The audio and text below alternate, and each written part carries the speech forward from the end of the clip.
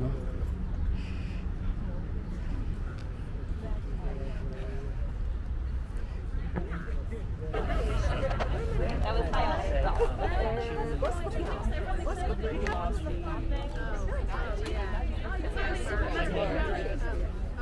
they put a big tent, but I heard that they are going to change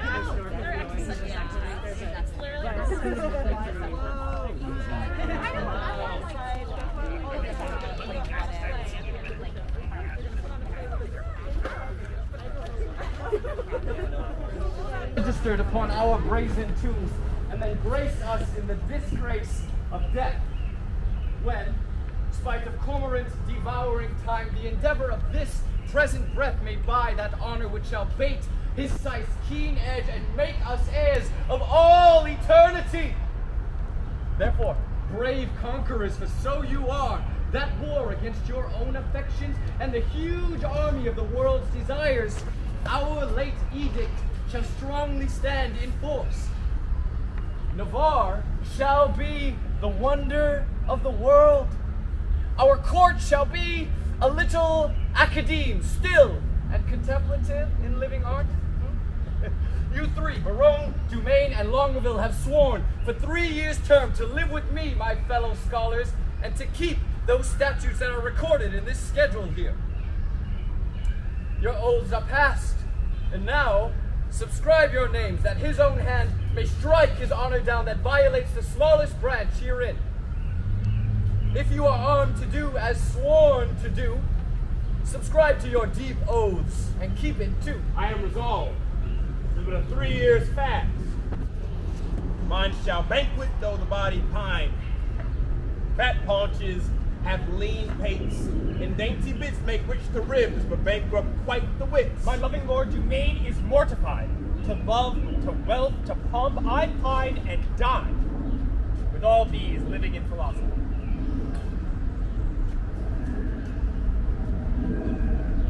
I can but say their protestation over.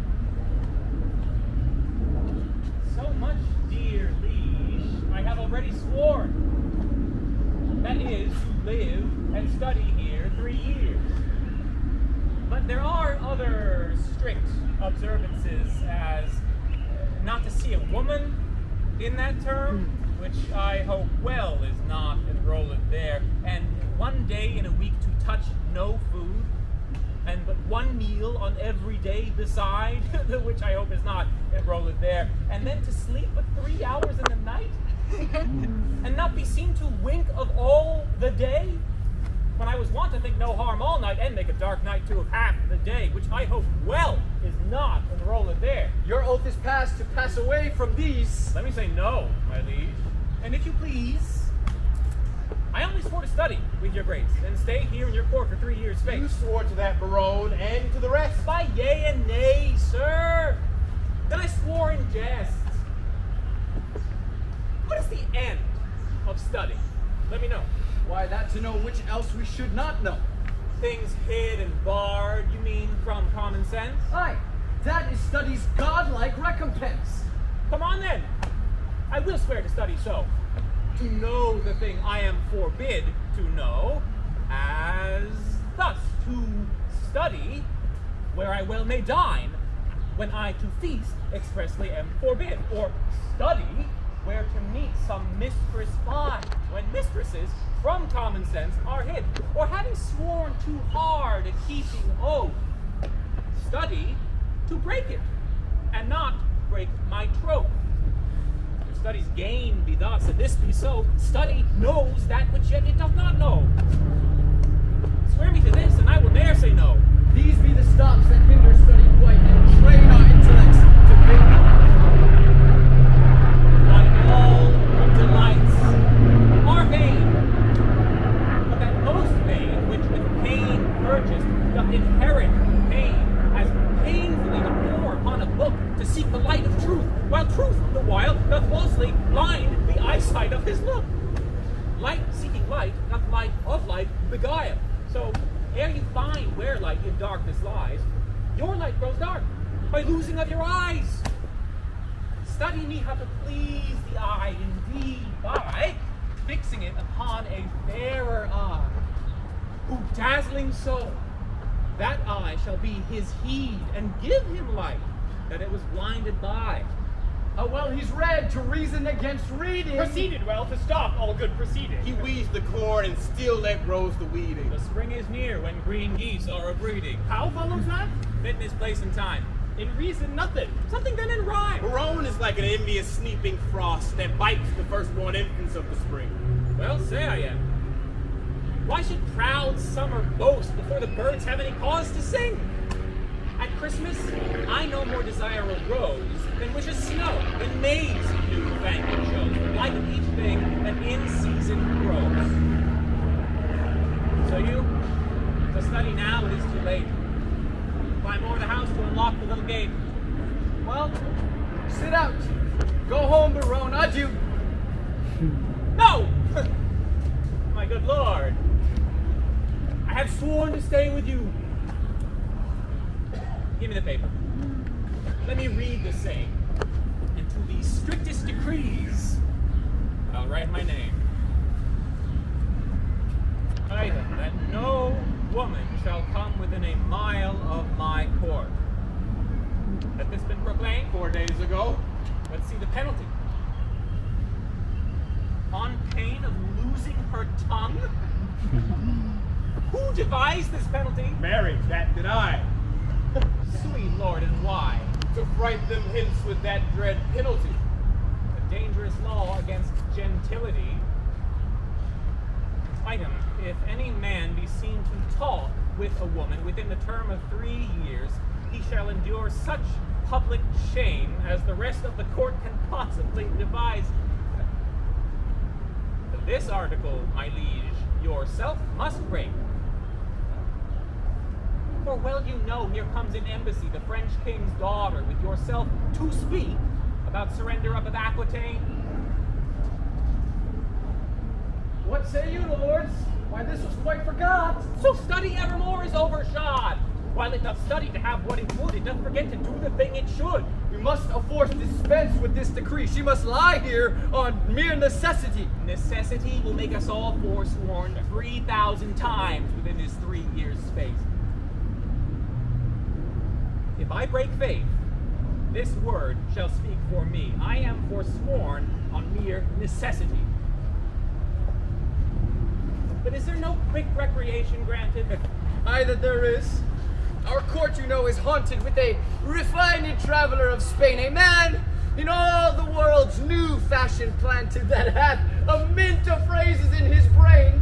This child of fancy, that armado height, for interim to our studies shall relate in high-born words the worth of many a knight from tawny Spain lost in the world's debate. Oh, how you delight, my lords, I know not I, but I protest I love to hear him lie, and I will use him for my minstrelsy. Our motto is a most illustrious wife, a man of fire, new words, fashion's own knight. He and Costar the swain shall be our sport, and so to study 3 years is but short.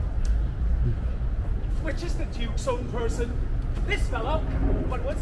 I myself reprehend his own person, for I am his Grace's Barbaro. But I would see his own person in flesh and blood. This is he. Signor commends you. There's villainy abroad. This letter will tell you more. Sir, the contents thereof are as touching me. A letter from the magnificent Armado.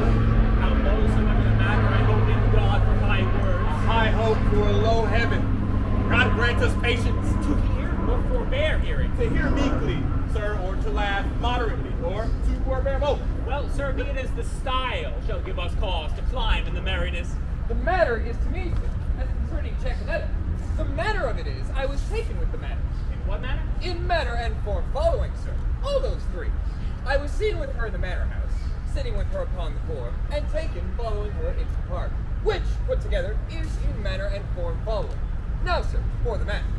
It is the manner of a man to speak to a woman, for the form, in some form, For the following, sir? as it shall follow in my correction, and God to fed it right. Will you hear this letter with attention? as we would hear an oracle. Such is the simplicity of man to park in absolute flesh. Great deputy, the Welkin's vicegerent and sole dominator of Navarre.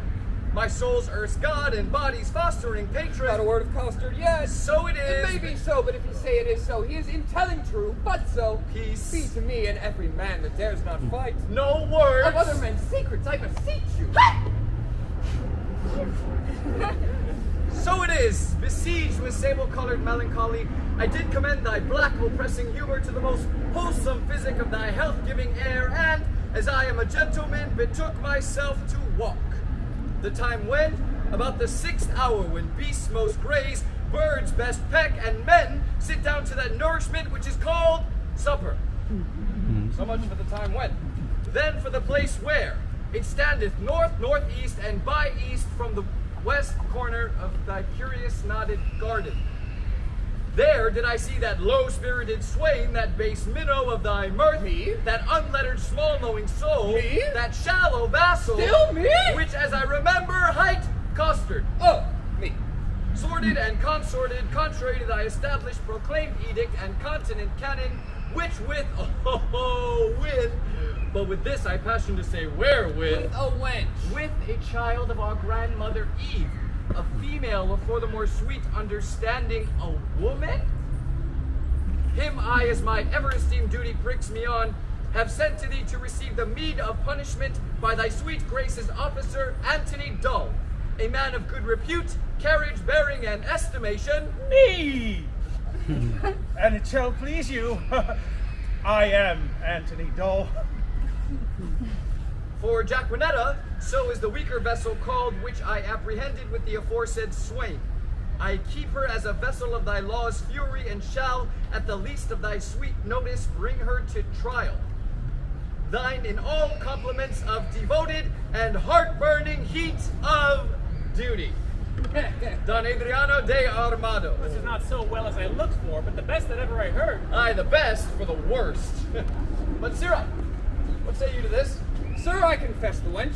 Did you hear the proclamation? I do confess much of the hearing it, but little of the marking of It it. was proclaimed to use imprisonment to be taken with a wench. Well, I was taken with none, sir. I was taken with a damsel. Well, it was proclaimed damsel. Well, this was no damsel neither, sir. She was a virgin. It is so very too, for it was proclaimed virgin. Well, if it were, I deny her virginity. I was taken with a maid. This maid not serve your turn, sir. This maid will serve my turn, sir. Sir, I will pronounce your sentence.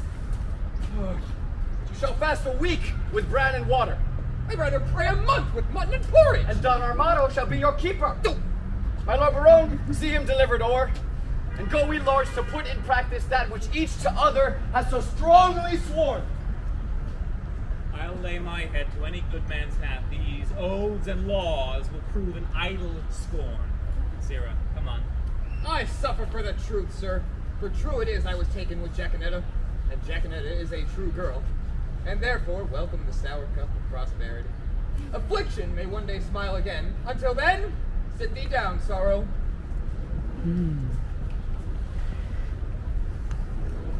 Oi! What sign is it when a man of great spirit grows melancholy? A great sign, sir, that he will look sad. Why? Sadness is one and the self-same thing, dear. No, Lord, sir, no. How can thou part sadness and melancholy, my tender juvenile? My familiar demonstration of the working, my tough senor. White up, senor! White up, senor! Why tender juvenile? Why tender juvenile? I spoke it, tender juvenile, as a congruent epithet appertaining to thy young days, which we may nominate tender. And I, tough senor, as an appertentile to your old time, which we name tough. Pretty enough. How mean you, sir? I pretty in my saying act, or I act in my saying pretty. Thou pretty because little. Little pretty because little, wherefore I act. do say thou art quick with answers. Thou heatst my blood! I'm answering, I promise to study 3 years with the king. sir. You may do it in an hour, sir. Impossible. How many blunders told? I am in the reckoning, it fitted the spirit of a tapster. You are a gentleman, sir, and a gamester. I confess both, for they are both the varnish of a complete man. Then I'm sure you know how much you say some amounts to, She ain't often not to one more than 2. which the base vulgar do call 3. True. Why, sir, is this such a piece of study? Now, here's 3 studied Ariel thrice winged, and how easy it is to put years to the word 3, and 3 years in 2 words. The dancing horse will tell you. A most fine figure. To prove you're a cipher. Oh, I will hereupon confess, I am in love. And as it is base for a soldier to love, so am I in love with a base wench. If drawing my sword against the humor of affection would deliver me from the reprobate thought of it, I would take Desire prisoner and ransom him to any French courtier for a new devised courtesy. I think scorn to sigh. Methinks I should outswear Cupid. Comfort me, boy. What great men have been in love? Hercules, master. Most sweet Hercules! More authority, dear boy, name more. And sweet, my child, let them be men of good repute and carriage. Samson, master, he was a man of good carriage, great carriage, for he carried the town gates on his back like a porter, and he was in love. Well, Samson. Strong jointed Samson! I do excel thee with my rapier as much as thou didst me in carrying gates. I'm in love too. Tell me, boy, what other great men have been in love? A woman, master. Is there not a ballad, boy, of the king and the beggar? The world was very guilty of such a ballad some 3 ages since.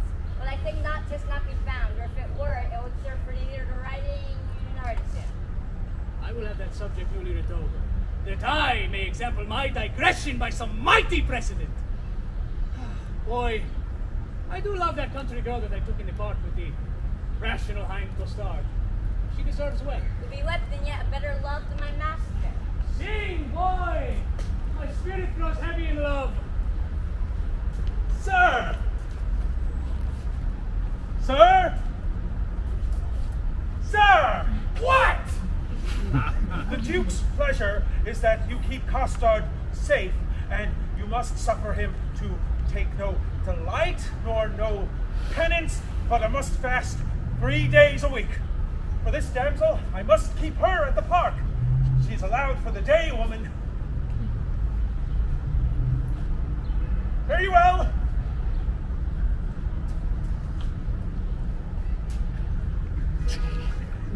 I do betray myself.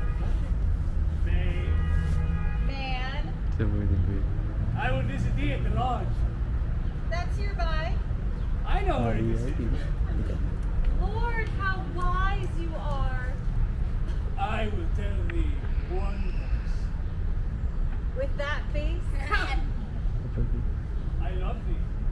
so I've heard. And so, farewell. Fair weather after you. Come, Jaquanetta. Away. Chacueneta. Chacueneta, okay.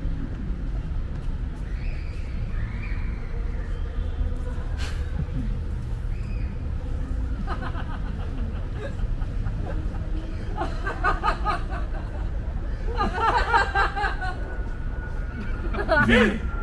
Thou shalt fast for thy offences ere thou be pardoned. Well, sir, I hope when I do it, I shall do it on a full stomach. Thou shalt be heavily punished. I am more bound to you than your fellows, who are but lightly rewarded. Take away this villain. Shut him up. Come, you transgressing slave. Away. Let me not be pent up, sir. I will fast being loose. No, sir, thou art fast and loose. Thou shalt to prison. Well, if ever I do see the merry days of desolation that I have seen, some shall see. What shall some see? Nay, nothing, Master Moth, but what they look upon. It is not for prisoners to be too silent in their words, and therefore I will say nothing.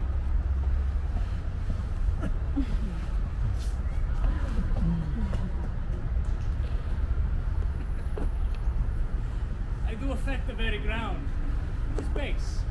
What her shoe, which is baser, guided by her foot, which is basest, doth tread. I shall be forsworn. 'Tis a great argument in falsehood if I love.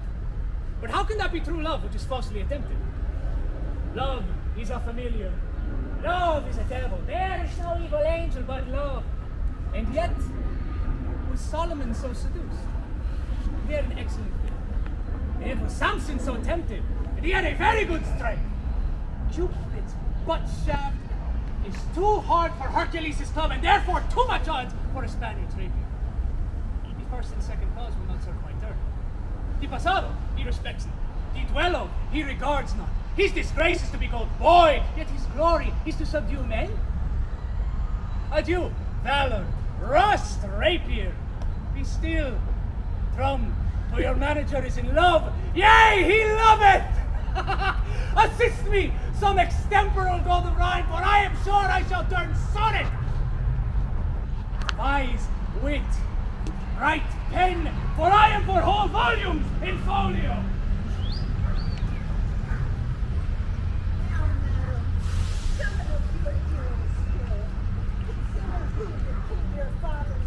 To whom he sends and what's his embassy? Yourself, held most precious in the world to see him, to parley with the sole inheritor of all perfections that a man may own, matchless Navarre, the plea of no less weight than equity, a dowry for a queen. Good boyette, my beauty, though but mean, needs not the painted flourish of your praise. I am less proud to hear you tell my worth than you are willing to be counted wise in spending your wit in the praise of mine. But now to task the tasker. Good boyette, tell him, the daughter of the King of France, on serious business, craving quick dispatch, importunes personal conference with his grace. Haste! Signify so much while we attend like humble visage suitors his high will. Proud of employment willingly I go. All pride is willing pride, and yours is so. Who are the votaries, my dear ladies, of her vow fellows with this virtue's due? Lord Longaville is one. Know you the man? I know him, madam. At a wedding feast between Lord Perigord and the beauteous heir of Jacques Falconbridge, solemnized in Normandy, saw I this Longaville, a man of sovereign parts, peerless, esteemed, well fitted in arts, glorious in arms. Nothing becomes him ill that he would well. The only soil of his fair virtue's gloss, if virtue's gloss be stained with any soil, is a sharp wit matched with too blunt a will, whose edge hath power to cut, whose will still wills it should none spare that come within his power. Some merry mocking lord belike, isn't so? They say so most that most his humors know. Such short-lived wits do wither as they grow. Who are the rest? The young Dumaine, most accomplished youth, all that virtue loved for virtue loved, most power to do most hardly snowing ill, for he hath wit to make an ill shape good, and shape to win grace, though he hath no wit. I saw him at the Duke Alencon's once. Much too little of that good I saw as my report to his great worthiness. Another one of these students at the time was there with them, if I heard a tale. Berowne, they called him. But a merrier man, his eye begets occasion for his wit, for every object that the one doth catch, the other turns in a mirth-moving jest, which his fair tongue conceives expositor, delivers in such apt and gracious words that aged ears play truant at his tales, and younger hearings are quite ravished. So sweet and voluble his discourse. God bless my ladies, are they all in love that everyone her own hath garnished with such bedecking ornaments of praise? Now, what admittance? Navarre had notice of your fair approach, and he and his competitors in oath were all addressed to meet you before I came. Marry, thus much I have heard. He rather means to lodge you in the field, like one who comes to besiege his court, than to seek dispensation of his oath to let you enter his unpeopled house. Here comes Navarre. Fair princess, welcome to the court of Navarre. There, I give you back again, and welcome I have not yet. The roof of this court is too high to be yours, and welcome to the wide fields too base to be mine. You shall be welcome, madam, to my court. I will be welcome then. Conduct me thither. Hear me, dear lady. I have sworn an oath with Our these Lady, laws. help my lord, he'll be forsworn. Not for the world, fair madam, by my will. Why, will shall break it. Will and nothing else. Your ladyship is ignorant what it is. Were my lord so? His ignorance were wise, for now his knowledge must prove ignorance. I hear your grace hath sworn out housekeeping. 'Tis deadly sin to keep that oath, my lord, and sin to break it. But pardon me, I am too sudden bold. To teach a teacher ill beseemeth me. Vouchsafe to read the purpose of my coming, and suddenly resolve thee in my suit. Madam, I will, if suddenly I may. You will the sooner that I were away, for you'll prove perjured if you make me stay. Did not I dance with you in Brabant once? Did not I dance with you in Brabant once? I know you did. How needless was it then to ask the question? You must not be so quick. 'Tis long of you that spur me with such question. Your wit's too hot. It speeds too fast. 'Twill tire. Not till it leave the rider in the mire. What time of day? The hour that fools should ask. Now, fair befall your mass. Oh, fair fall, the face it covers. And send you many lovers. Amen, so you be none. Nay, then will I be gone. Madam, your father here doth intimate the payment of 100,000 crowns, being but the 1/2 of an entire sum disbursed by my father in his wars.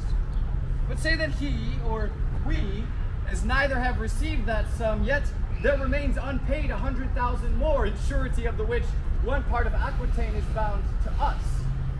If then the king, your father, will restore but that 1/2 which is unsatisfied, we will give up our right in Aquitaine and hold fair friendship with his majesty.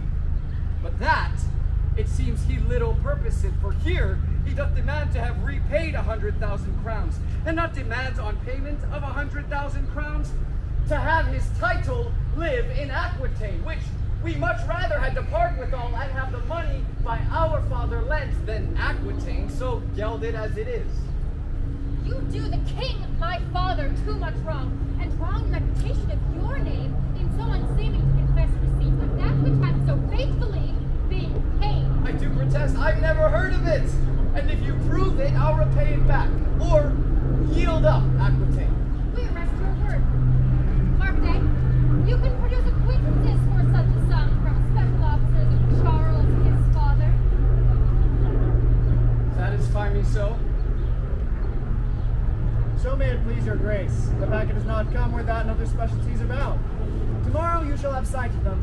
It shall suffice me, at which interview all liberal reason I will yield unto. Meantime, receive such welcome at my hand, as honor without breach of honor may make tender of to thy true worthiness. You may not come, fair princess, within my gate, but here without you shall be so received, as you shall deem yourself lodged in my heart, though so denied fair harbor in my house, your own good thoughts, excuse me, and farewell. Tomorrow, shall we visit you again?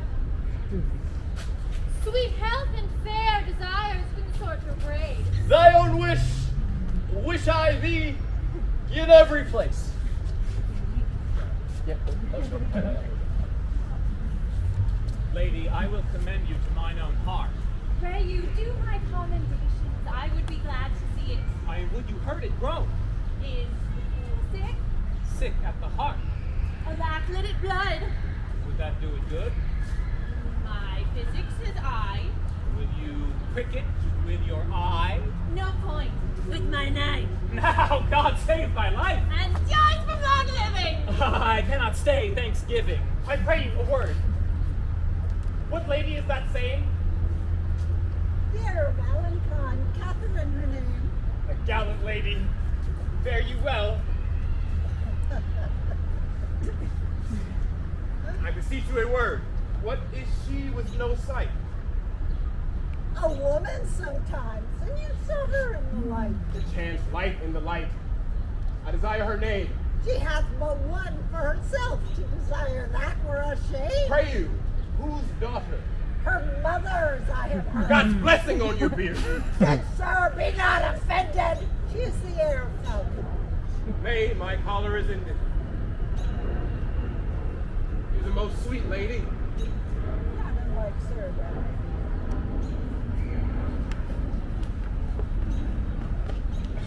What's her name in the cap? Rosaline, my good. Is she wedded or no? To her will, sir, so. You are welcome, sir. Adieu. Farewell to me, sir, and welcome to you. That lass is Berowne, the merry madcap lord. Not a word with him, but a jest. And every jest but one. It was well done of you to take him at his word. I was as willing to grapple as he was to mourn. Two hot sheep's married. And wherefore not ships? No sheep, sweet lamb, unless we feed on your lips. You sheep in thy pasture, shall that finish the jest? So you bred pasture for me. Not so, gentle beast, my lips are no common, though several they be. Belonging to whom? To my fortunes and me. Good wits will be jangling, but gentles agree. This civil war of wits were much better used on Navarre and his bookmen. Here's his views.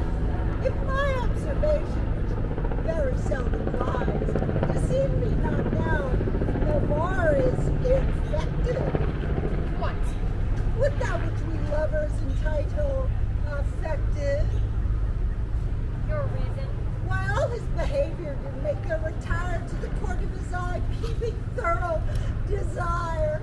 His tongue all infected, his tongue all stumbled, I did not see, did stumble in haste in its eyesight to me. All senses to that sense did make their repair, to feel only looking on fairest of fair. I'll give you Aquitaine and all that is his, if you give him for my sake just one loving kiss. The pavilion boy yet is disposed.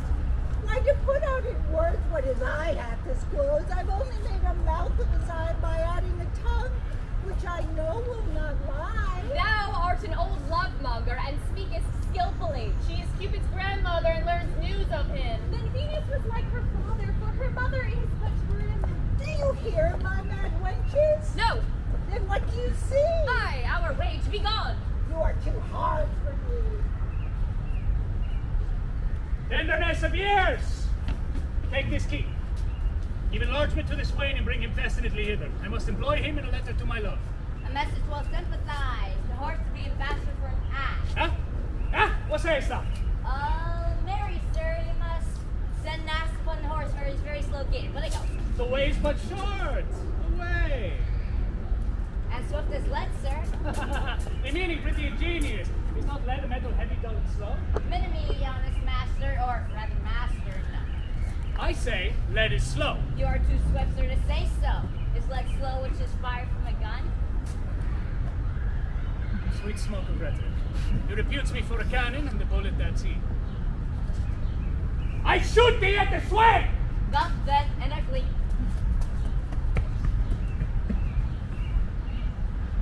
A most acute juvenile, voluble and free of grace!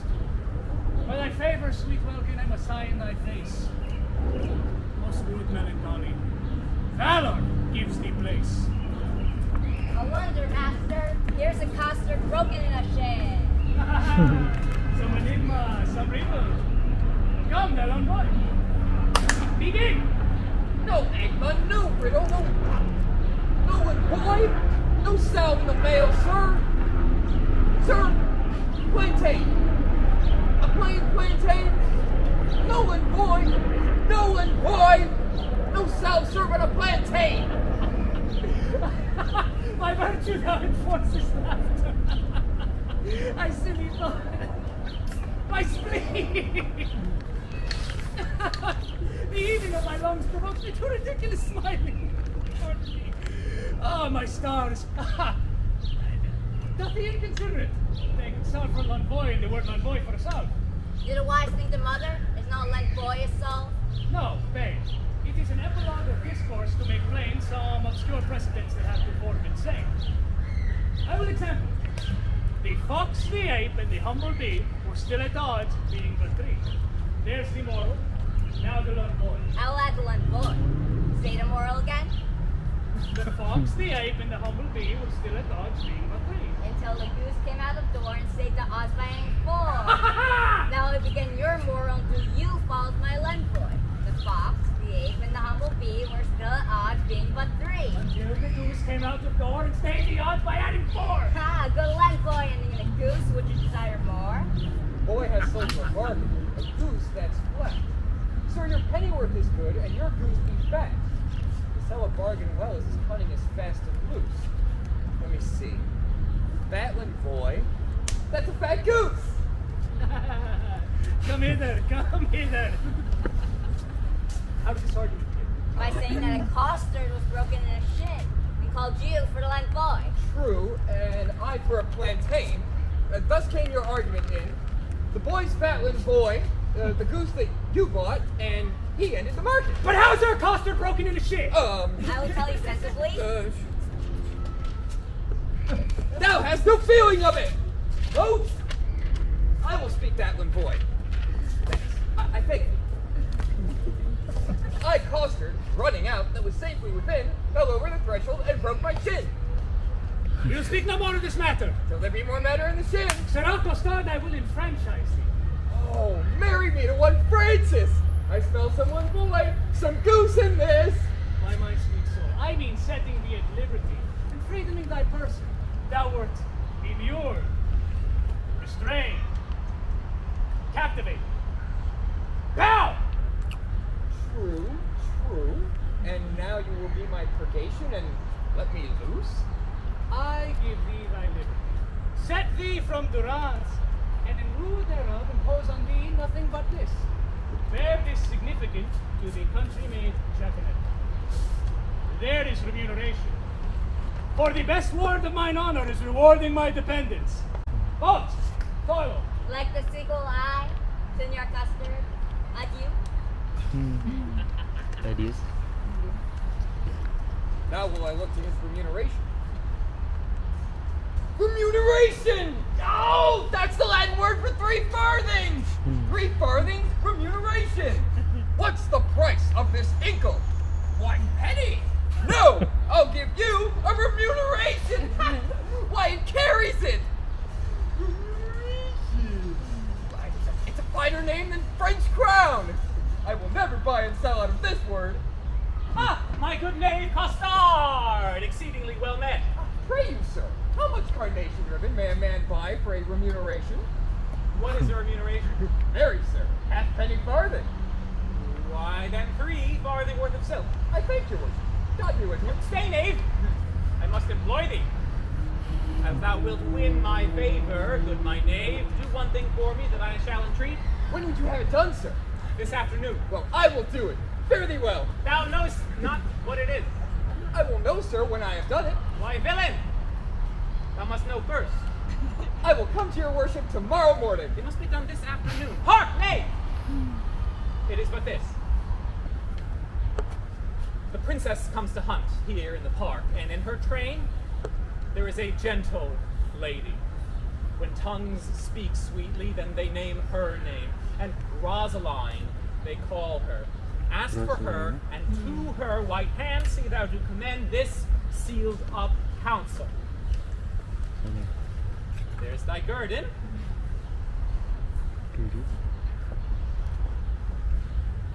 Go. Gird. Oh, sweet guerdon! Better than remuneration! 11 pence farthing better! Oh, sweet guerdon! I will do it, sir, in print! Guerdon, remuneration! Remuneration!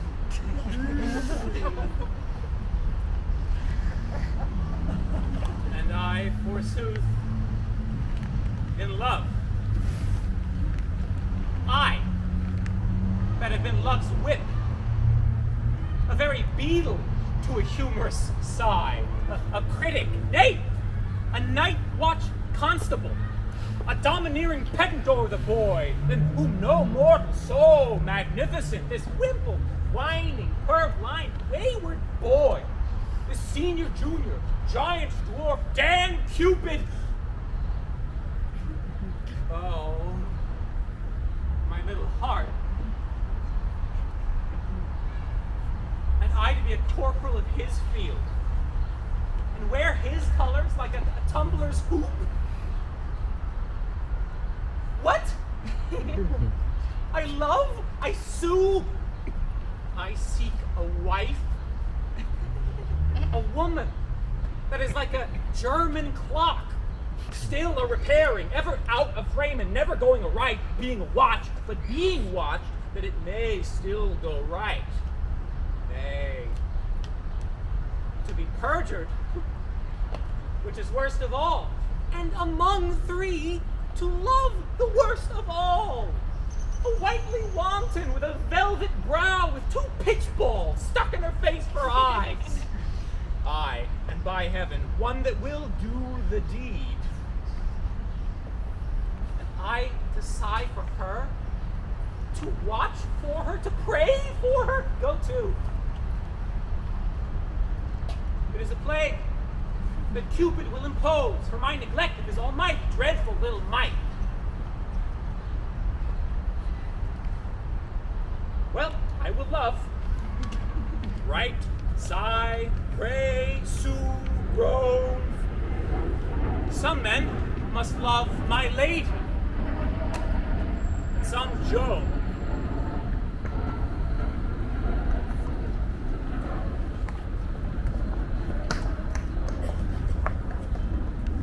Well, ladies, today we shall have our dispatch on Saturday. You will return. God take you, Steno! Pray you, which is the head lady? Thou shalt know her, fellow, by the rest that hath no head. Which is the greatest lady? The highest? The thickest and the tallest. The thickest and the tallest. It is so, truth is truth. And your waist, mistress, for as slender as my weight, one of these maids girdle for your waist should be fit. Are not you the chief woman? You are the thickest here. What's your will, sir? What's your will? Oh, I have a letter from Monsieur Berowne to one Lady Rosaline. Thy letter. He's a good friend of mine. Stand aside, good bearer. Boyer, you can bring up this capon. This letter is mistook. It imported none here. It is writ to Jaconetta. We will read it, I swear. Break the neck of the wax and everyone give ear. I am bound to serve.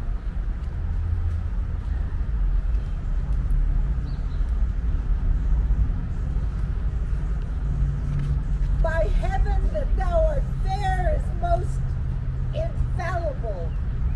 True that thou art beauteous, truth itself that thou art lovely. Shall I command thy love? I may. Shall I enforce thy love? I could. Shall I entreat thy love? I will. Expecting thy reply, I profane my lips on thy foot, my eyes on thy picture, and my heart on thy every part. Don Adriano de Amado.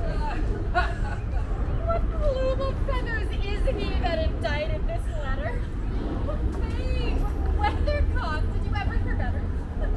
This Amado is a Spaniard that keeps here in court, a phantasma, a monarcho, and one that makes sport to the prince and his bookmates. Who gave thee this letter? I told you, my lord. To whom shouldst thou give it? From my lord to my lady. From which lord to which lady? From my lord Berowne, a good master of mine, to a lady of France that he called Rosaline. Thou hast mistaken his letter. Come, away. Here, sweet, put up this. 'Twill be thine another day.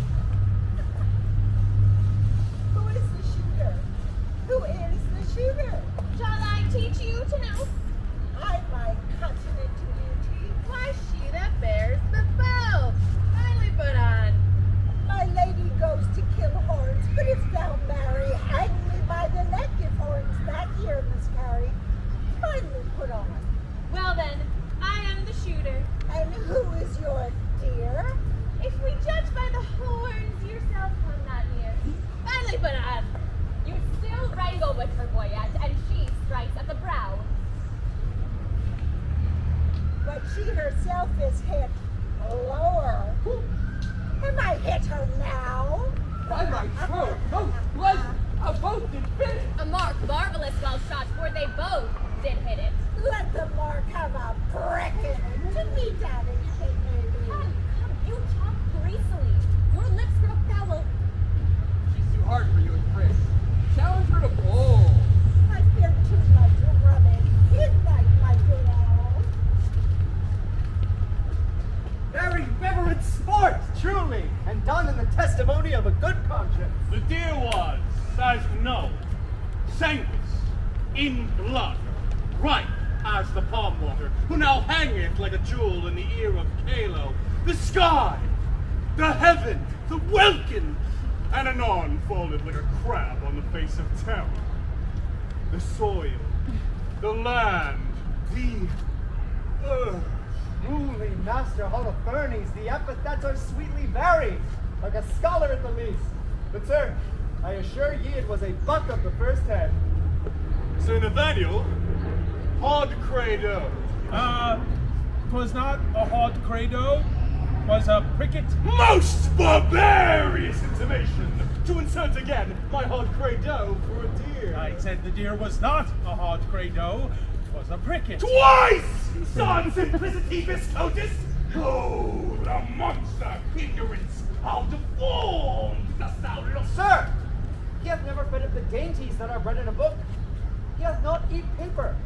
He hath not drunk ink. His intellect is not replenished. He is only an animal, only sensible in the dollar. You two are bookmen. Can you tell me, by your wit, what was a month old at Cain's birth that's not 5 weeks old as yet? Dictina, Goodman Dull. Dictina. What is dictina? A title to Phoebe. To Luna.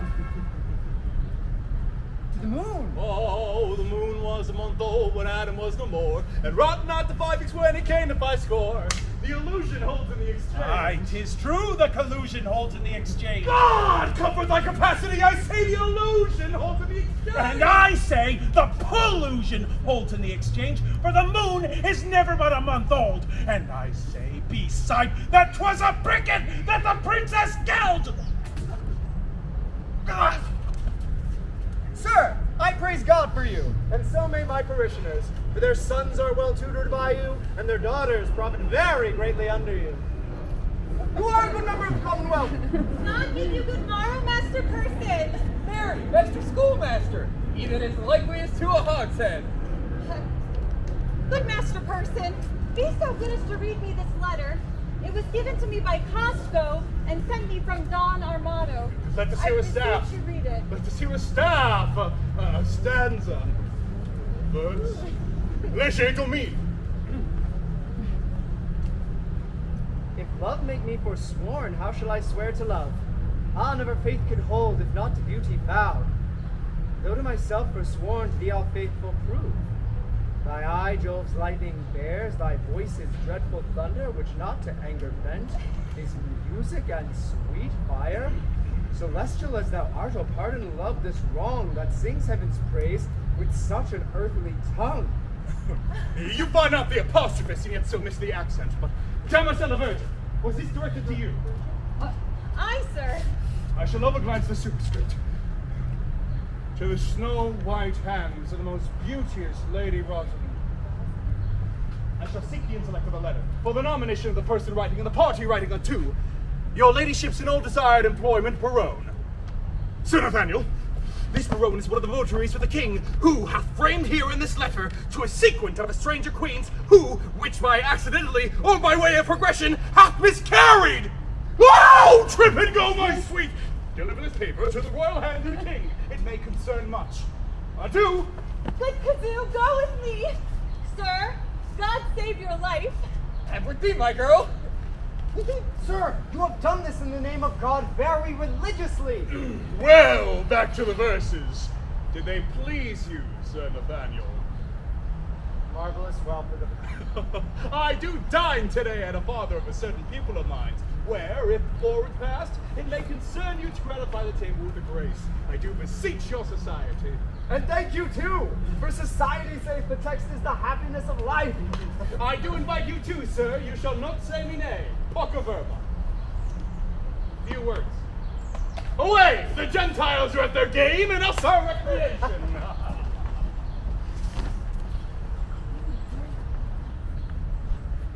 The king, he is hunting the deer. I am coursing myself. They have pitched a toil. I am toiling in a pitch that defiles. Defile? A foul word. Well, set thee down, sorrow. For so they say the fool said, and so say I, and I am the fool. Well proved wit. By the Lord, this love is as mad as Ajax. It kills sheep. It kills me. I, a sheep. Well proved again on my side. I will not love. If I do, hang me. Faith, I will not. Oh, but her eye. By this light, but for her eye, I would not love her. Yes, for her 2 eyes. Well, I do nothing in the world but lie. Lie in my throat. By heaven, I do love. And it hath taught me to rhyme and to be melancholy, and here is part of my rhyme, and here my melancholy. Well, she hath one of my sonnets already. The clown bore it, the fool sent it, and the lady hath it. Sweet clown, sweeter fool, sweetest lady. By the world, I would not care a pin if the other 3 were in. Here comes one with a paper. God, give him grace to groan. I me! Shot by heaven! Proceed, sweet Cupid. So sweet a kiss the golden sun gives not to those fresh morning drops upon the rose, as thy eye beams when their fresh rays have smote the night of dew that on my cheeks down flows.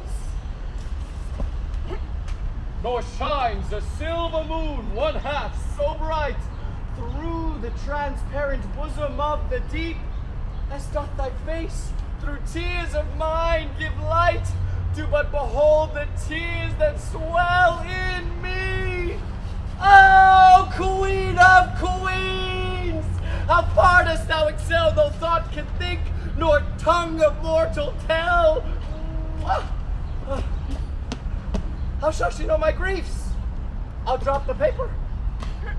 Sweet leaves, shade, folly. What, Longaville and reading? Listen, ear. Now in thy likeness one more fool appear. I am forsworn. In love, I hope, sweet fellowship in shame. One drunkard loves another of the name. Am I the first to have been perjured so? I could put thee in comfort, not by 2 that I know. I fear these stubborn lines lack power to move. Oh, sweet Maria, empress of my love, these numbers will I tear, write with prose. Oh, rhymes are guards on wanton Cupid's hose. This same shall go. Did not the heavenly rhetoric in thine eye, against whom the world cannot hold argument, persuade my heart to this false perjury? Perjury? Perjury? Vows for thee broke deserve not punishment. A woman I forswore, but I will prove thou being a goddess. I forswore not thee. My vow was earthly, thou a heavenly love. Thy grace being gained cures all disgrace in me. Vows of but breath, and breath of vapor is. And thou, fair sun, which on my earth doth shine, exhaust this vapor vow, for thee it is. If broke, then the fault is not of mine. If by me broke, what fool is not so wise to lose an oath, to win a paradise? By whom shall I send this? Company, stay.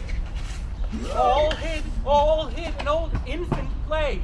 Like a demigod, here sit I in the sky, and wretched fools secrets heedfully o'er I. More sacks to the mill, oh heavens, I have my wish.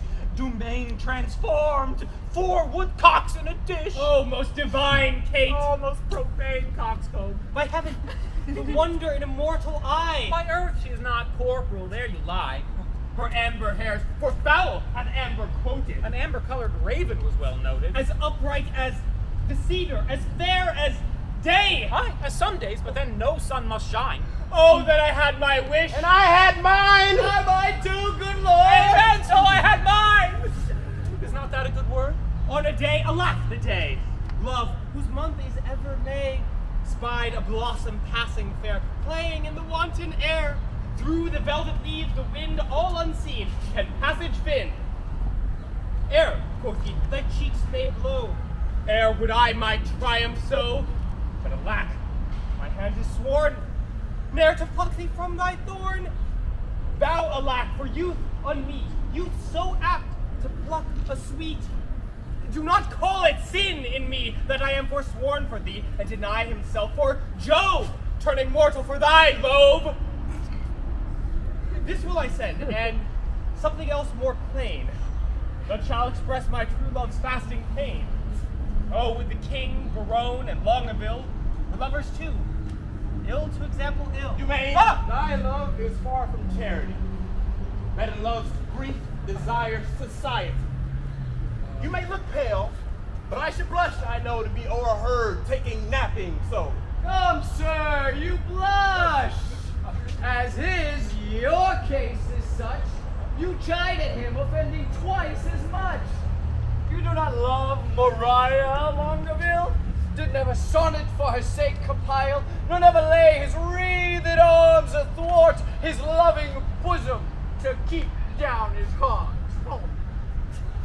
I have been closely shrouded behind this wall, and marked you both, for you both did fall. I heard your guilty rhymes, observed your fashion, saw sighs reek from you, noted well your passion. I me, says one, oh Jove, the other cries. One, her hairs were gold, crystal, the other's eyes. Oh, you would for paradise break faith and troth, and Jove for your loathe would infringe an oath. Oh, what will Berowne say when that he shall hear faith infringed with such zeal did swear? How will he scorn? How will he spend his wit? How will he triumph, leap, and laugh at it all? For all the wealth that ever I did see, I would not have him know so much by me. Now step I forth to wit hypocrisy. Ah, good my liege, I pray thee pardon me. Good heart, what grace hast thou thus to reprove these worms for loving that art most in love? Your eyes do make no coaches, in your tears there is no certain princess that appears. But are you not ashamed? Hey? Are you not, all three of you, to be thus much o'ershot? Oh, what a scene of foolery have I seen, of sighs and groans, of sorrow and of tears. Oh me, with what strict patience have I sat to see a cake transformed to a gnat. Where lies thy grief? Well, tell me, good Dumaine, and gentle Longaville, where lies thy pain? And where my lieges? All about the breast. A cause low! Too bitter is thy jest, Are we betrayed thus to thy overview? Not you by me, but I betrayed to you. I that am honest. I that hold it sin to break the vow I am engaged in. I am betrayed by keeping company with men like you. Men of inconstancy. When shall you hear that I will write a thing in rhyme? Or groan for joy? Or spend a minute's time in pruning me? When you hear that I will praise a hand, a foot, a face, an eye, a gait, a state, a brow, a breast, a waist, a leg, a limb? Bless the king! What present hast thou here? Some form of treason. What makes treason Yeah, here? it makes nothing, sir. If it mar nothing, neither the treason and you go in peace away together. I beseech your lord, let this letter be read. Our parson misdoubts it. 'Twas treason, he said. Berowne, read it over. Where hadst thou it? Of Cha-Cha. Where hadst thou it? Of Don Armamento. Yeah. Of Don Armadillo. Oh no, what is in you? Why dost thou tear A it? toy, my liege, a toy. Your grace needs not fear it. It did move him to passion, and therefore let's hear it. It is Berowne's writing. And here is his name! Ah, you horse and loggerhead! You were born to do me shame!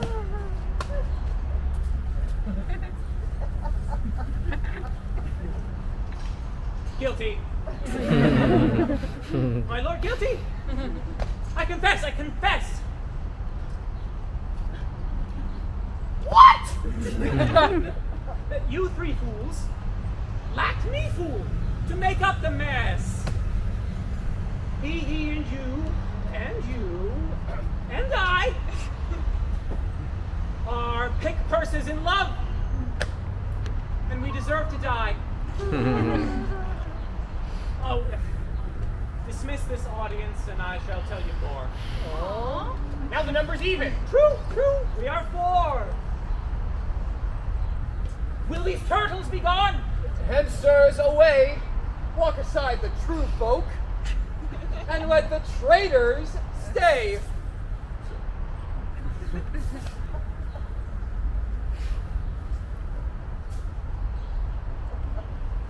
Sweet lords.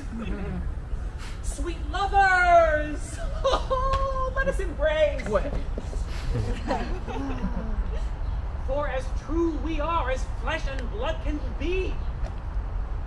The sea will ebb and flow, heaven show his face. Young blood doth not obey an old decree. We cannot cross the cause why we were born. Thereby, of all hands, must we be forsworn. What? Did these red lines show some love of thine today, quoth you? Who sees the heavenly Rosaline that at the first opening of the gorgeous east bows not his vassal head and strucken blind, kisses the base ground with obedient breast? What zeal, what fury hath inspired thee now? My love, her mistress is but a gracious moon. Oh, she an attending star, scarce seen a light. My eyes are then no eyes, nor I Berowne. Oh, but for my love, day would turn to night. Of all complexions, the culled sovereignty do meet, as at a fair, in her fair cheek, where nothing wants that want itself doth seek. Well, what of this? Huh? Are we not all in love? Nothing so sure, and thereby all forsworn. Then leave this chat, and good Berowne, now prove our loving lawful, our faith not torn. Aye, marry there, some flattery for this evil. Oh, some tricks, some twillets. How to cheat the devil. Some solve for perjury. 'Tis more than need. Have at you then, affections, men at arms.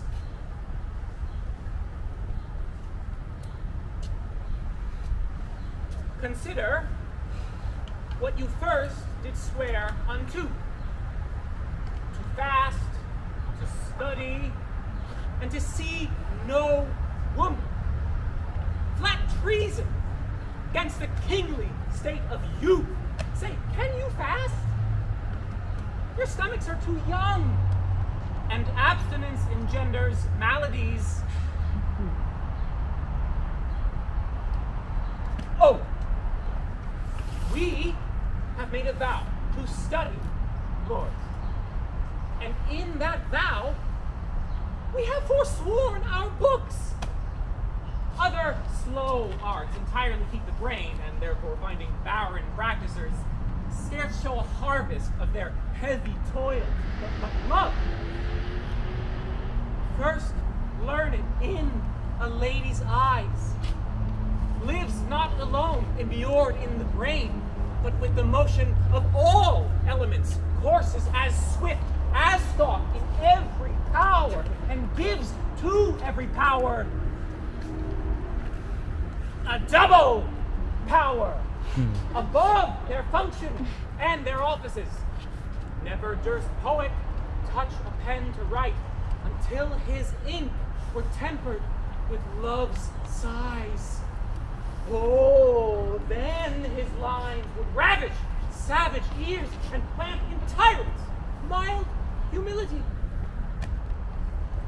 From women's eyes this doctrine I derive. They sparkle still the right Promethean fire. They are the books, the arts, the academies that show, contain, and nourish all the world, else none at all in aught proves excellent. Then fools you were, these women to forswear, for, keeping what is sworn, you will prove fools. For wisdom's sake, a word that all men love, or for love's sake, a word that loves all men, or for men's sake, the authors of these women, or for women's sake, by whom we men are men. Let us once lose our oaths to find ourselves, or else we lose ourselves to keep our oaths. It is religion to be thus forsworn, for charity itself fulfills the law, and who can sever love from charity? Say Cupid then, and soldiers to the field! Advance your standards, and upon them, lords! Not the plain dealing. Lay these clauses by. Do we resolve to woo these girls with friends? And win them too. Therefore, let us devise some entertainment for them in their tents. We will with some strange pastime solace them, such as the shortness of the time can shape. For dances, masks, revels, and merry hours, forerun fair love, strewing her way with flowers. Away! Away! No time shall be omitted that will betime, and may by us be fitted! Regis quo suffici! I praise God for you, sir. Your reasons at dinner have been sharp and sententious.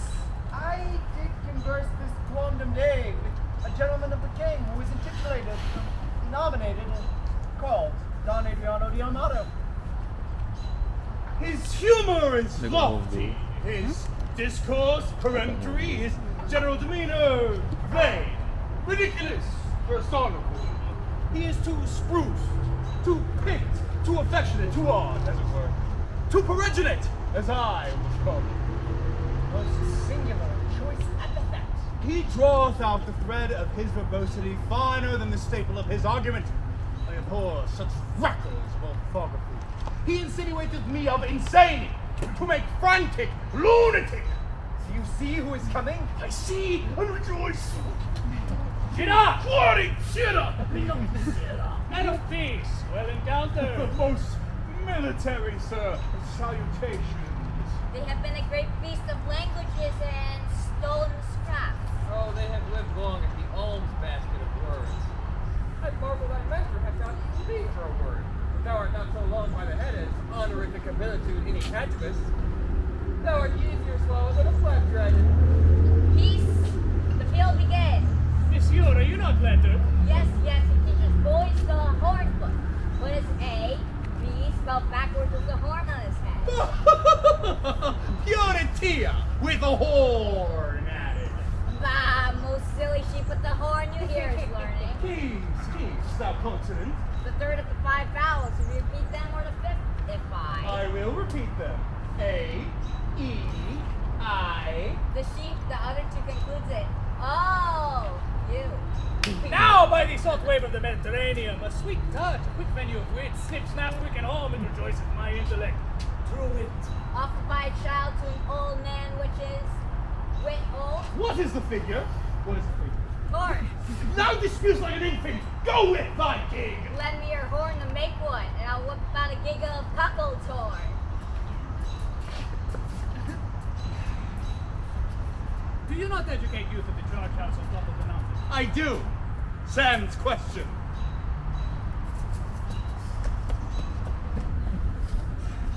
Sir, it is the king's most sweet pleasure and affection to congratulate the princess at the pavilion in the posteriors of this day, which the rude multitude call the afternoon.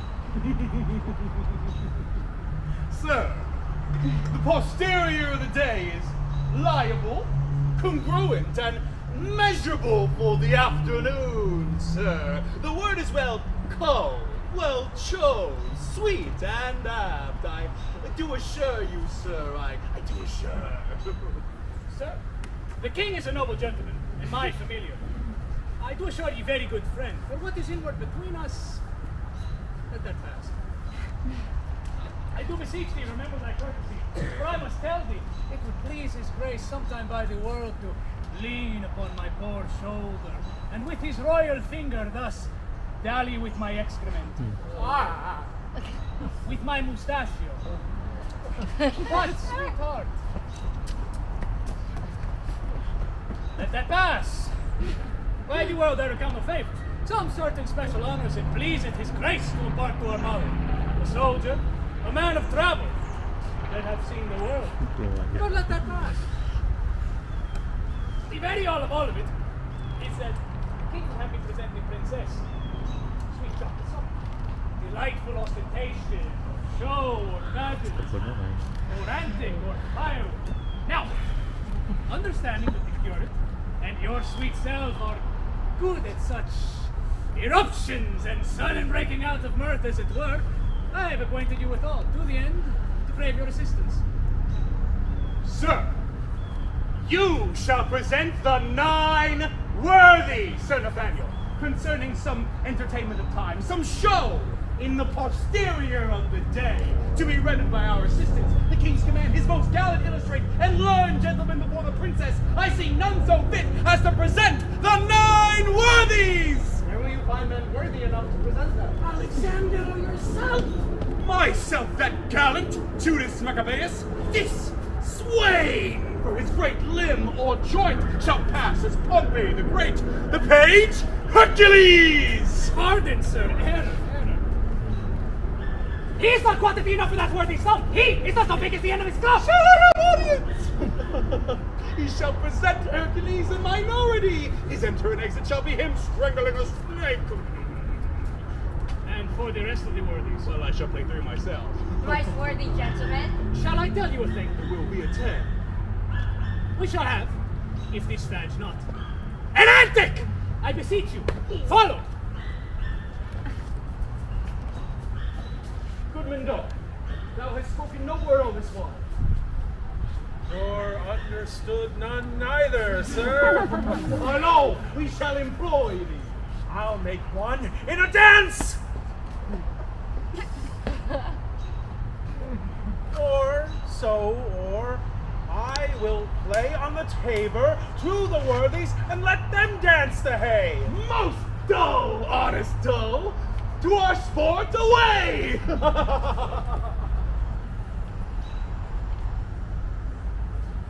Sweethearts! We shall be rich ere we depart to fair and come thus plentifully in. A lady walled about with diamonds, look you what I have from the loving king. And came nothing else along with that? Nothing but this. Yes, as much love in rhyme as would be crammed up in a sheet of paper.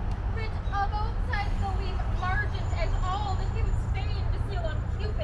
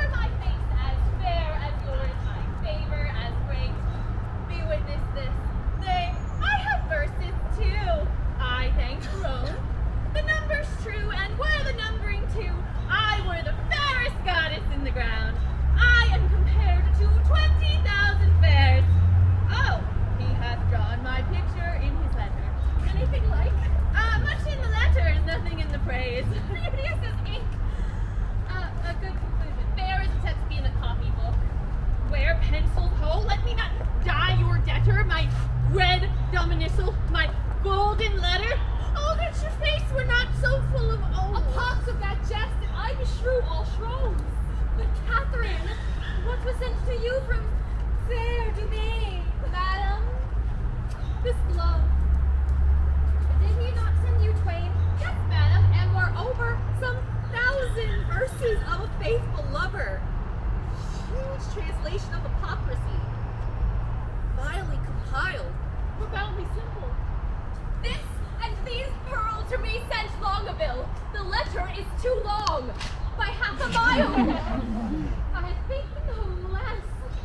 The thought I wished hard the chain were longer and the letter short. Aye, or I would these hands might never part. We are wise girls to mock our lovers so. They are worse fools to purchase mocking so. That same Berowne, I'll torture him. There I go. Oh, that I knew he were in by the week, how I would make him beg and fawn and seek and wait the season and observe the times and spend his prodigal wits in bootless rhymes. So parchment like I would o'ersway his state that he would be my fool and I his fate. None are so surely catched when they are caught as wit turned fool. Folly in wisdom hath wisdom's warrant and the hope of school. But with some grace to grace a learned fool. The blood of youth burns not with such excess as gravity's revolt to wantonness. Folly in fools bears not so strong a note as foolery in the wise when wit doth dote. Prepare, madam, prepare. Arm wenches, arm. Encounters mounted are against your peace. Love doth approach disguised, armed in arguments. You'll be surprised. Hey, Dennis, to say Cupid, what are they that charge their breath against us? Say, Scout. Say, under the cool shade of a sycamore, I thought to close mine eyes some half an hour, when, lo, to interrupt my proposed rest was that shade. I might behold address the king and his companions. Warily I stole into a neighbor thicket by, and overheard what you shall overhear. Then by and by, disguised, they shall be here. What come they to visit us? They do, and are apparel best, like Muscovites or Russians, as I guess. Their purpose is to parlay, court, and dance, and everyone loving will advance, mounted several mistresses, which shall know, by favors several which they did bestow. Will they so? The gallants shall be tasked for ladies, will everyone be masked, and not a man again shall have the grace, despite of suit, to see a lady's face. Hold, Rosaline! This favor thou shalt swear, and then the king will court thee for his dear. Take thou this and give me thine, to shall Berowne take me for Rosaline. And change your favors too, just so your love's woo contrary, deceived by these removes. Oh, come on, then take the favors most insight. But in this changing, what is your intent? The effect of my intent is to cross theirs. They do it but in mocking merriment, and mouth to mouth is my only intent. But shall we dance if they desire us to? No, to the death we will not move a foot, nor to their penned speeches render we no grace. But while 'tis spoke, each turn away the face. By that contempt will kill the speaker's heart, and quite divorce his memory from his part.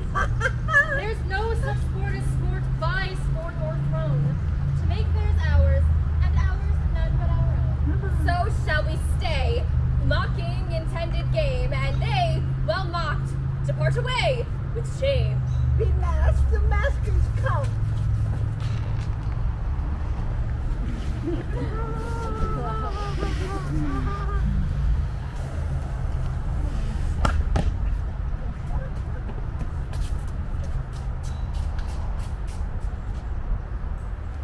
All hail the richest beauties on the earth. Beauty's no richer than rich taffeta. A holy parcel of the fairest dams that ever turn their backs to mortal views. Their eyes, fill in their eyes. That ever turn their eyes to mortal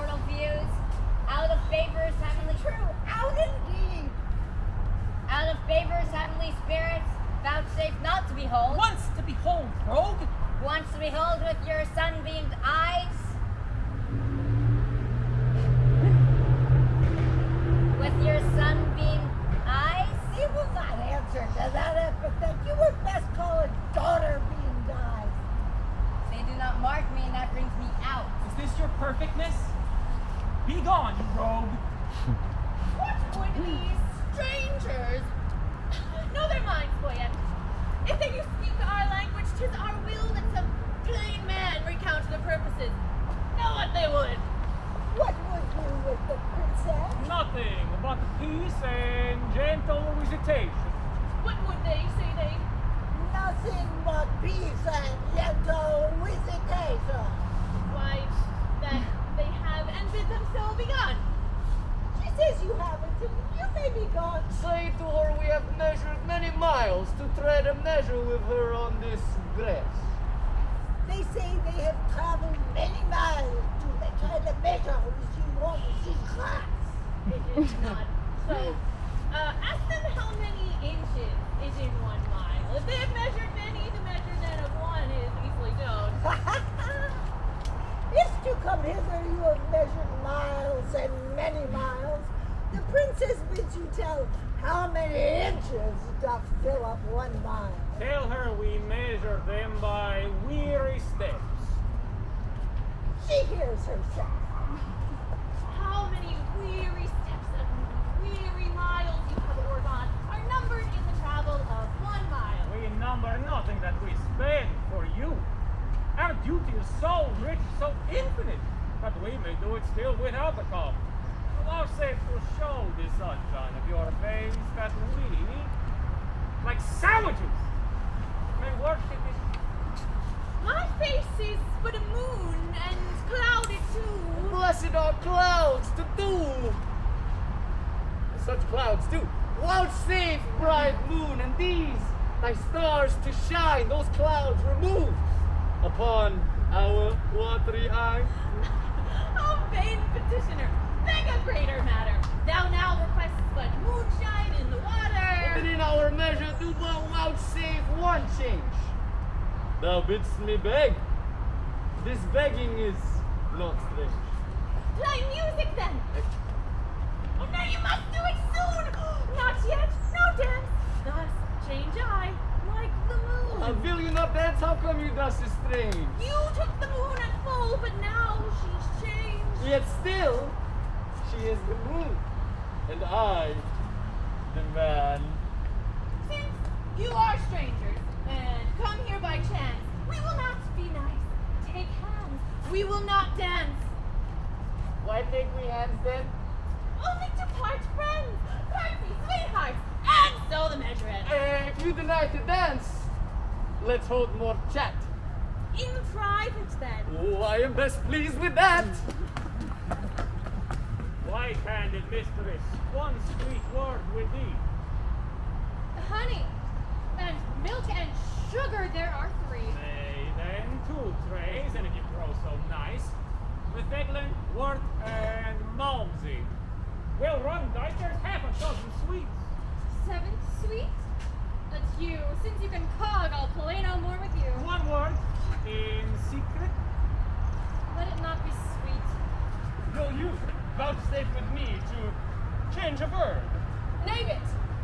Fair lady. Say you so, fair lord.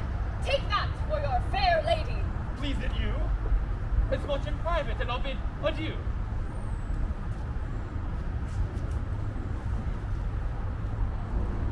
What was your wizard thing about its tongue?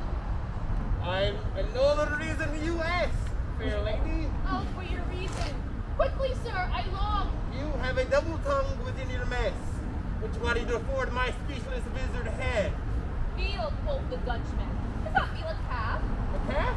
Fair lady? No, a fair lord calf. Let's spark the word. No, I'll not wean it. I'll not be your half. Take all and wean it. It may prove an off. Look how you butt yourself with these sharp mucks. Will you give horns, chaste lady? Do not so. And die a calf before your horns do grow. One word in private with you ere I die. Speak softly then, the butcher hears you cry. Not one more word, my lady. have it all dry, beaten with pure salt. Hail, farewell, my benches! You have simple wits. What do you use my frozen muscovits? Are these the breed of wits so wondered at? Capers they are, with your sweet breath puffed out. Oh, poverty and wit, kingly poor flout. Will they not think you hang themselves tonight? This hurt Berowne is out of countenance quite. The king was weeping right for her good words. Berowne did swear himself out of all suit. Dumaine was at my service, and his sword. No point, quoth I. My servant straight was mute. Lord Longaville said came o'er his part and told you what he called me. Qualm, perhaps. Yes, in good faith. Go! Sickness as thou art! But wilt thou not hear? The king is my love sworn, and quick Berowne hath plighted faith to me. Longaville was for my service born. Dumaine is mine, as sure as bark on tree. Madam and pretty mistresses give ear. Immediately they will again be here. Will they return? They will, God knows, and leap for joy, though they are lame with blows. Therefore, change favors, and when they repair, blow like sweet roses in the summer air. Ladies, the gallants come. Look to our tents as rose on our land. Fair madam, God save you. Where's the princess? Come to the tent.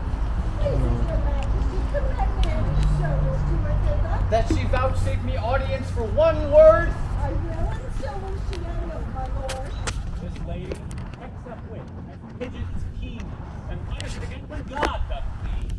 She is wit's animal, and never will muscles leading, dark, clear, no, have not the grace to grace it with such show.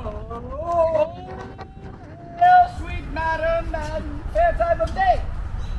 There in all hill is Poems. My speech is better, if you may. Corner, I will give you. I came to visit you, and purpose now to leave you to our court. Vouchsafe it then. This field shall hold me, and so hold your vow. Nor God nor I delights in perjured men.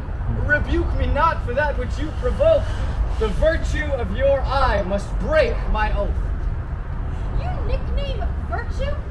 Vice you should have spoke, for virtue's office never breaks men's troth. Now, by my maiden honor, yet as pure as the unsullied lily, I protest. A world of torments, though I should endure, I would not yield to be your house's guest. Oh, but you have lived in desolation here, unseen, unvisited, much to our shame. It is not so, my lord. We have had pastimes here and pleasant games, and as Russians left us but of late. How, madam? Russians? Aye, in truth, my lord, trim gallants full of courtship and of state. Madam, speak true. It is not so, my lord. My lady, to the matter of pleasing courtesy gives undeserving praise. We four, indeed, confronted were by four in Russian habit. Here they stayed an hour and talked a base, and in that hour, my lord, they did not bless us with one happy word. I dare not call them fools, but this I think, when they are thirsty, fools will gain half drink. This jest is dry to me. Fair, gentle, sweet, your wit makes wise things foolish. When we greet, eyes best see, heaven's fiery eye, by light we lose life. Your capacities of that nature that to your huge store, wise things seem foolish, and rich things abhor. This proves thee wise and rich for in my eye. I am a fool, and full of poverty. That you think would thus to you belong, if it were thought to snatch words from my tongue. Oh, I am yours, and all that I possess. All fool mine. I cannot give you less. Which of the wizards was it that you wore? Where? When? What wizard? Why demand you this? There, then that wizard that The heartless case that hit the worst and showed the better face. We were described. They'll mock us now downright. Let us confess and turn it to a jest. Amazed, my lord? Oh, my looks your highness sad. Hold his brow, he'll swoon! Why looks you so pale? Oh, seasick, I think, coming from Muscovy. Thus pour the stars down plagues for perjury. Can any face of brass hold longer out? Here stand I, lady. Dart thy skill at me. Bruise me with scorn. Confound me with a flout. Thrust thy sharp wit right through my ignorance. Cut me to pieces with thy keen conceit. And I will wish thee never more to dance, nor never more in Russian habit wait. Oh, never will I trust to speeches penned, nor to the motion of a schoolboy's tongue, nor never come in vizard to my friends, nor woo in rhyme, like a blind harper's song. I do forswear them, and I here protest, henceforth, my wooing mind shall be expressed in russet yeas and honest kersey noes. And to begin, wench, so God help me.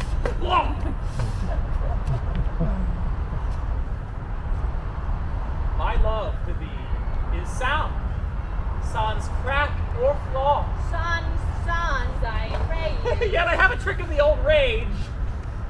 Bear with me. I'm sick. I'll leave it by degrees. Soft, let us see. Right?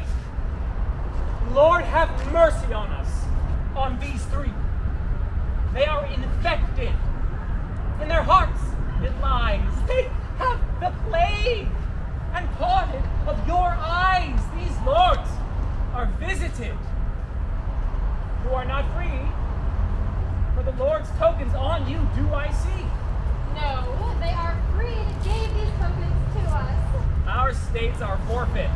Seek not to undo us. It is not so. How can this be true that you say forfeit me those that do? Peace, or I will not have to do with you. Nor shall not, if I do as I intend. Speak for yourselves. My wit is at an end. Teach us, sweet madam, for our rude transgression, some fair excuse. The fairest is confession. Were not you here but even now disguised? Madam, I was. And were you well advised? I was, fair madam. When you then were here, what did you whisper in your lady's ear? That, more than all the world, I did respect her. When she shall challenge this, you will reject her. Upon mine honor, no! Peace, forbear. Your oath once broke, you force not to forswear. Despise me when I break this oath of mine. I will, and therefore keep it. Rosaline, what did the Russian whisper in your ear? Madam, he swore that he did hold me dear as precious eyesight, and did value me above this world, adding thereto, moreover, that he would wed me or else die my lover. God give thee joy of him, the noble lord most honorably doth uphold his word. What mean you, madam? By my life, my troth, I never swore this lady such an oath. By heaven you did, and to confirm it plain, you gave me this. But take it, sir, yet again. My faith and this, the princess I did give. I knew her by this jewel on her sleeve. Pardon me, my lord. This jewel did she wear, and Lord Berowne, I take him as my dear. What, will you have me, or your rose again? Neither of either, I remit both twain. I see the trick on it. Here was a consent, knowing aforehand of our merriment, to dash it like a Christmas comedy. The ladies did change favors. And then we, following the signs, wooed but the sign of she. Oh! Now, to our perjury,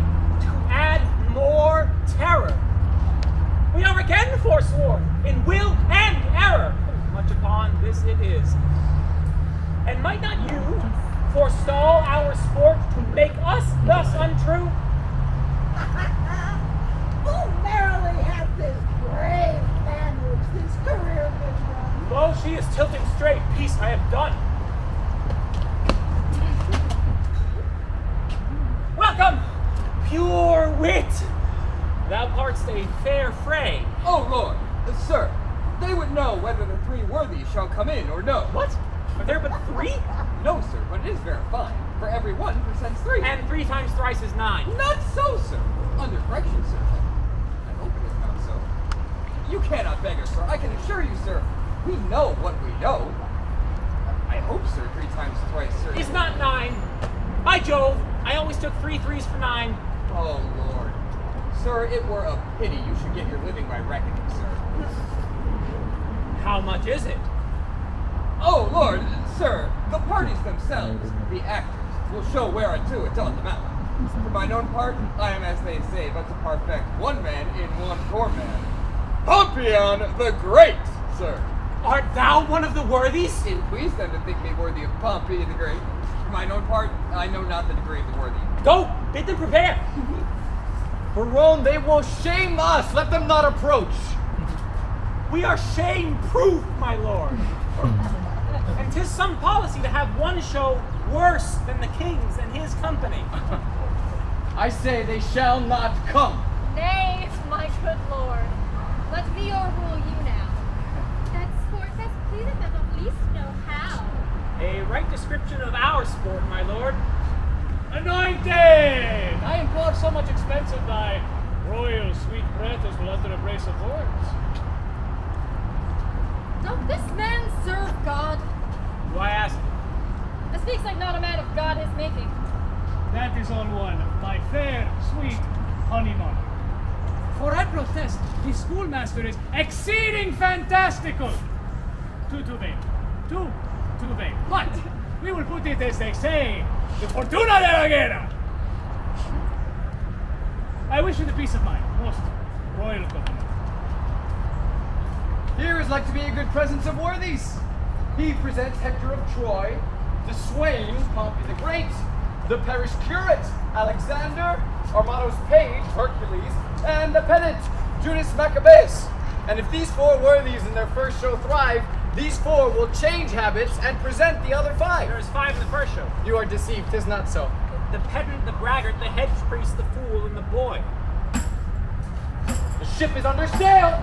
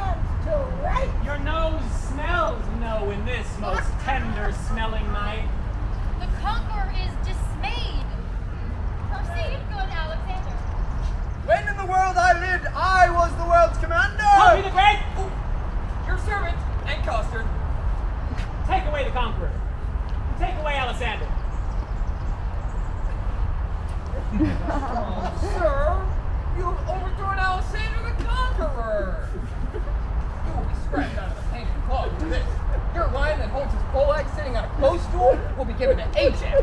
He will be the ninth worthy. A conqueror and a fear to speak. Run away for shame, Lysander.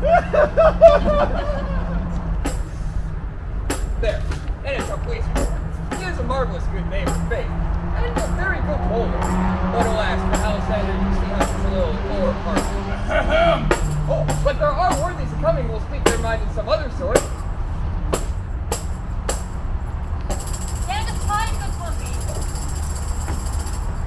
Hercules is presented by this imp whose club killed Cerberus, that three-headed Canis. Well, he was a babe, a child, a shrimp. He strangled serpents in his madness. Now makes him stay in my exit. And vanish!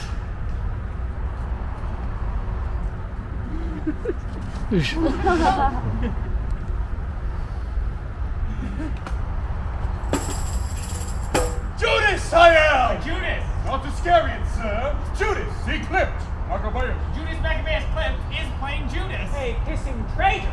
How art thou proved, Judas? Judas, I am. More shame for you, Judas. What do you mean, sir? To make sure to hang yourself! I will not be put out of countenance. Because thou hast no face. Then what is this? A Saturn head! The head of a bodkin. A death's face in a ring. Face of an old Roman coin, scarce seen. The pommel on Caesar's falchion! Carved bone face on a flag. St. George's hat in a brute. Aye, and in a brute of lead. Aye, and worn on the cap of a tooth drawer. Now forward, for we have put thee in countenance. You have put me out of countenance! False. We have given thee faces. But you have outfaced them all! And thou wert a lie, and we would do so. Therefore, as he is an ass, let him go. Goodbye, sweet. Adieu. Nay, why dost thou stay? For the latter end of his name. For the ass to the Jew. Fool, give it him. Stop! Judas, away! This is not gentle, not generous, not humble! Alas, poor Maccabeus, how has he been baited? Hide thy head, Achilles, here comes Hector in arms. Hector was but a Trojan in respect to this. What is this, Hector? I think Hector was not so clean timber. This cannot be Hector. He's either a god or a painter, where he makes faces.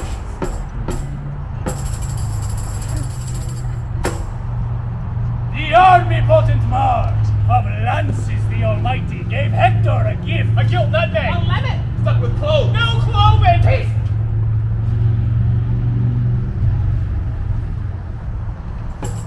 The army-potent Mars of Lances the Almighty gave Hector a gift. The heir of Ilion, a man so breed that certain he would fight ye from morn till night out of his pavilion. I am that flower! That mint, that columbine. Sweet Lord Logan, will rain thy tongue! I'd much rather give it rain, for it runs against Hector. Aye, and Hector's a greyhound. The sweet war man is dead and rotten. Beat not the bones of the buried, for when he breathed, he was a man! But I will forward with my device. Sweet Majesty, vouchsafe of me the sense of hearing. Speak, brave Hector, we are much delighted.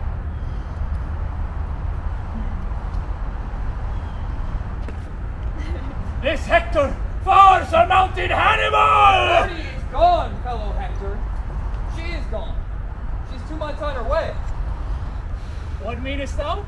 Faith, unless thou playest the honest Trojan, the poor wench is cast away. She's quit. The child brags in her belly already. 'Tis yours.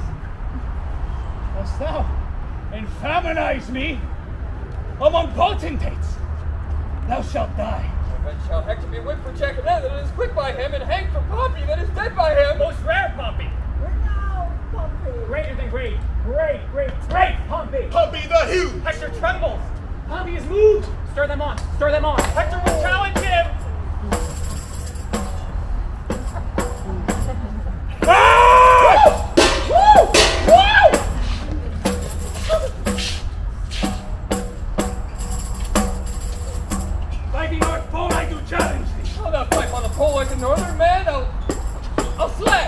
I'll do it by the sword. Room for the incensed worthies. Ah! Woo! Woo! Woo! Yeah! Oh! Yeah! Yeah! Oh! Yeah! I'll do it if I serve! Most resolute, Pompey! Let me take you a fun hole lower. Do you not see Pompey's in case for a combat? How mean you! You will lose your reputation.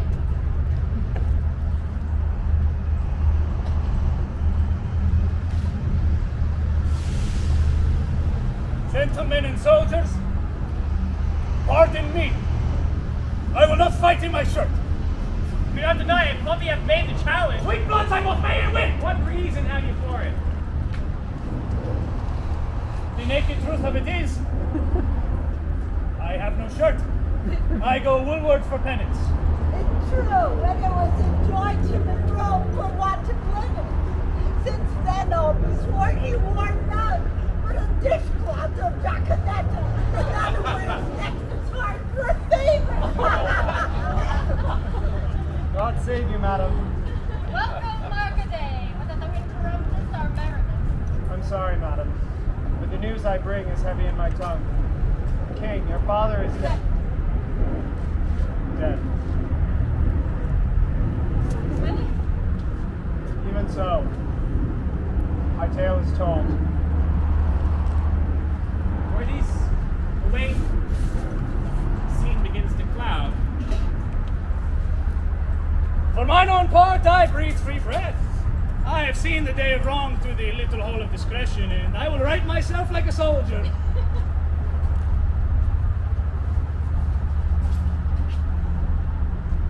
How fares your majesty? Marcaday, prepare. We will await. Madam, not so. I do. Prepare, I say.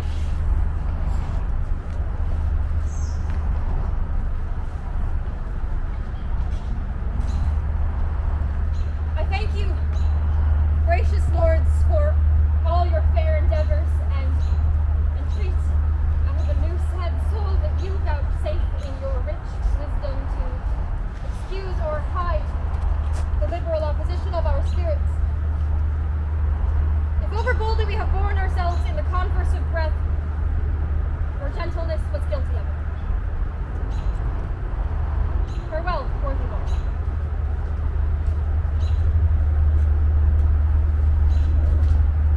A heavy heart bears not a nimble tongue.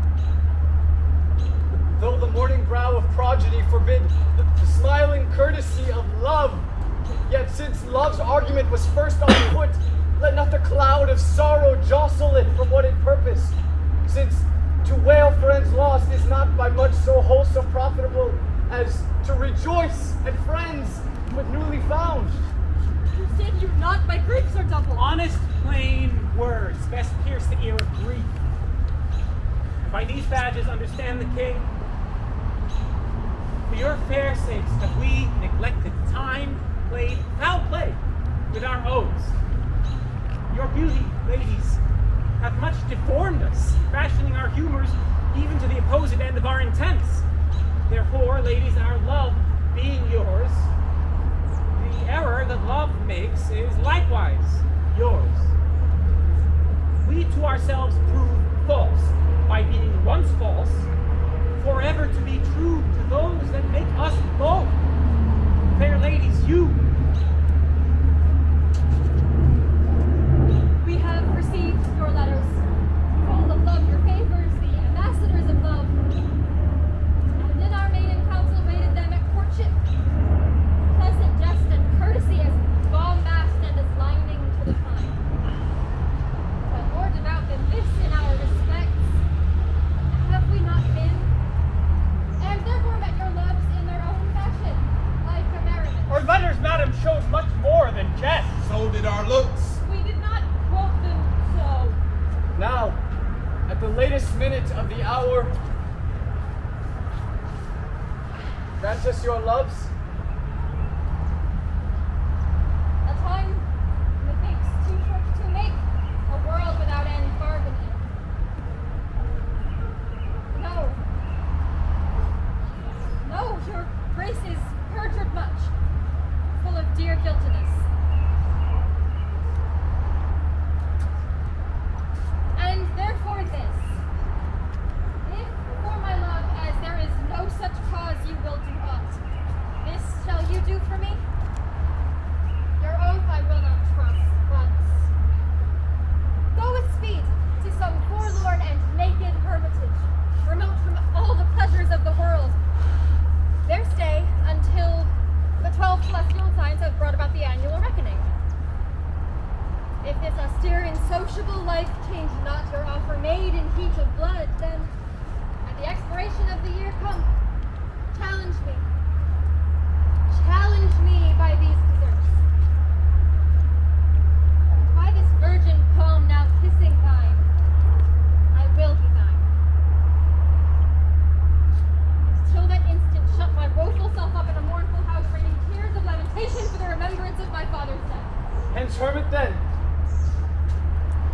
My heart is in thy breast. But what to me, my love? But what to me?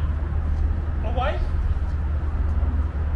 A dear, fair health and honesty, threefold love, I wish you all these three. Oh, shall I say thank you, gentle wife? No so, my lord. 12 months and a day. No words that smooth face can say. Come when the king doth to my lady come. If have much love, I'll give you some. I'll serve thee true and faithfully till then. Swear not, yet lest ye be forsworn again. What says Mariah? At the 12 months' end, I'll change my black gown for a faithful friend. I'll stay with patience. Well, the time is long. Studies, my lady. Mistress, look on me. Behold the window of my heart, mine eye. What humble suit attends thy answer there?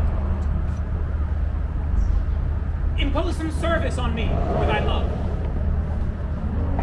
Oft I have heard of you, my lord Berowne, before I met you, and the world's large tongue proclaims you for a man replete with love, full of comparisons and moving clouds that you and mine are all the same, and wide with the mercy of your wit, to weed this wormwood from your fruitful brain, and therewithal to win thee, if you please, you shall, this 12-month term from day to day, visit the speechless sick, and your task shall be, with all the fierce endeavor of your wits, to enforce the pained impotent to smile. To move wild laughter in the throat of death? It cannot be. It is impossible. Mirth cannot move a soul in agony. That's the way to choke a thriving spirit whose influence is begot of that loose grace which shallow laughing hearers gives to fools. A joke's prosperity lies in the ears of him that hears it, never in the tongue of him that makes it. Then, if sickly ears, deaf to the clamors of their own dear groans, will hear your idle scorns, continue then, and I shall have you, and that fault withal. A 12-month. Well, the fall will the fall. I'll jest a 12-month in an hospital. I speak, my lord. So I take my leave. No, madam. We will bring you on your way. Our wooing doth not end like an old play. Jack hath not Jill. These ladies' courtesy might well have made our sport a comedy. Come, sir. Once a 12-month and a day. And then we'll end. That's too long for a play. Sweet Majesty, vouchsafe me. Is that not picture? The worthy knight of Troy. I will kiss thy royal finger and take leave. I am a votary. I have vowed to hold the plough for Jaconetta's sweet love 3 years.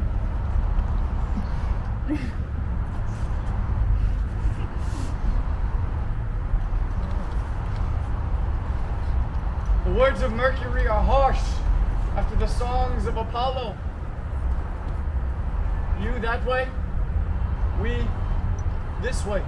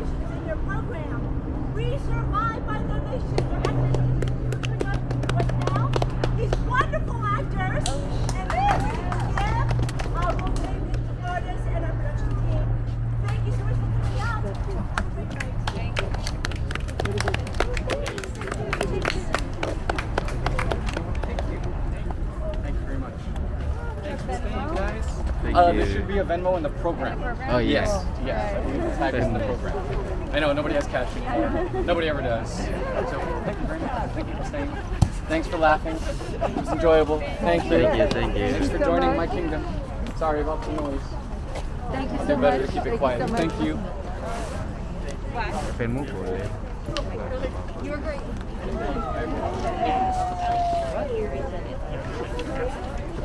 Yeah. Bye. Instagram, I do just fun things with macro photography with the iPhone. Wow, nice. So you use iPhone a lot, yeah? Say it again. You use your iPhone a lot? After COVID. Oh, yeah. Thank you. Thank you. Thank you. That's a great performance. Thank you. Okay, we'll go there and Yes, let's go. Thank you. I just told Dan he's such a supporter. Thank you for bringing so many friends. thank you. Thank you. Thank you. Hey. Thank you so